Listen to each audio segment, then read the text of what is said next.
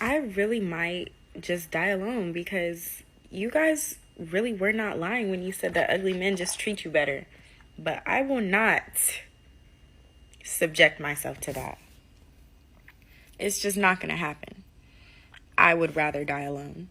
So some women prefer to die alone than to get good or great treatment from a ugly or chopped guy. That is interesting because I would think if the guy is giving you, let's say he's a provider, let's say he's ugly in the face, but maybe is in shape, athletic, maybe not like a bodybuilder or anything like that, but athletic.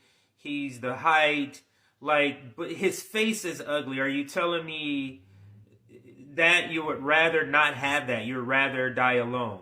That is interesting, and I wonder how many women today would make this choice, and how do men read this? How do men read this? And the only way that I can see any man taken away or men taken away from this is that you prefer the looks over the treatment, which is no judgment on that. There's no judgment on that. You prefer the looks over treatment, but I think it would be surprising or maybe shocking to a lot of men if a lot of women have this sentiment, because this would absolutely be a paradigm shift in the understanding of women's attraction triggers, because women have always in the past,